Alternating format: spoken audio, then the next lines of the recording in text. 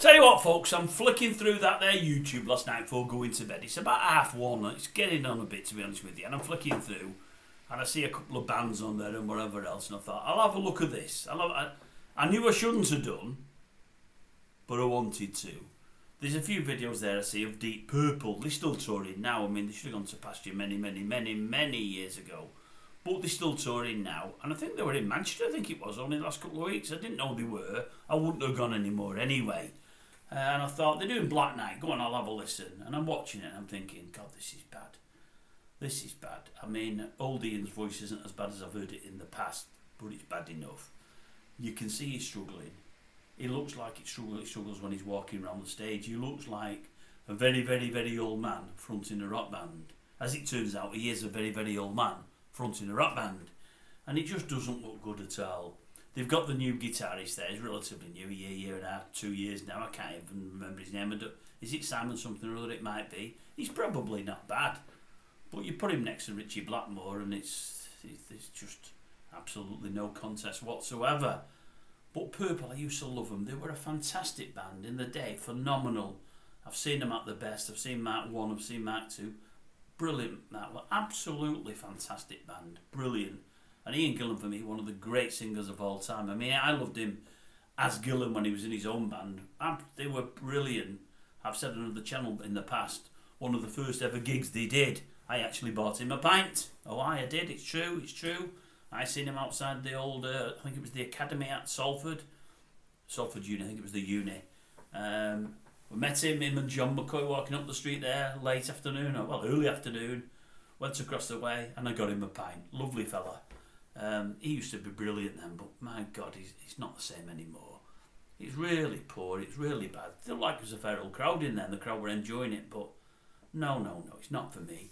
I last saw him I've probably not seen him live for about 25 years. It was the Liverpool Empire and he was bad then. Now I think his throat was bad that night anyway, but his voice was going then. And I know him and old Blackmore have had many a falling out and they call one another, but the stick that Blackmore keeps hitting him with, he's saying that his voice hasn't been what it was for many years now. And I used to think that was nastiness on Blackmore's part because he is a bit of a nasty creature. But I think he's probably also right. I think he's probably pretty right. You know, I mean, Purple as they were, I mean, fantastic vocalist, fantastic guitarist, great drummer, an absolutely wonderful keyboard player. Now, I think when I watched last night, I think they've got old Don Airey with them again, I think, and he's not bad at all. Pace is still great. For all he's getting on a bit, he can still drum. And Glover's just a solid bass player. So Pace and Airey especially pretty good. But the guitarist and Gillan, no, not so good. Not so good at all. And early in the afternoon, it's weird, I was watching something, I don't know if any of you know them, folks. The old Tats, old Angry Anderson with the rose tattoo. Seen a couple of videos from the very early days when they were absolutely brilliant. They're still doing it now as well. Angry isn't the vocalist he was then, neither. But he wouldn't probably propose to be. And their music is of a different variety, but I used to love the Tats, one of the most underrated bands of all time. Seen some of the old videos, absolutely fantastic, really good, really enjoyed them. I'd say the Tats, carry on as long as you can, don't worry about it. But I'd say with Purple, pack up now. More LPs, okay if you want them, but touring. Have you watched them this tour, folks? Has any of you out there watched them? I bet somebody has that's watching this, and I bet you're going to tell me you've really enjoyed them. I don't know how you can. If you've ever seen them together, him and Blackmore, when at their heyday, how you can still enjoy them now, I don't know. Still great songs, of course they are. But he sounds nowhere near it when he comes to deliver them. Absolutely miles away from what he used to be. It's just a pale imitation of what was. It's poor for me, folks, really poor.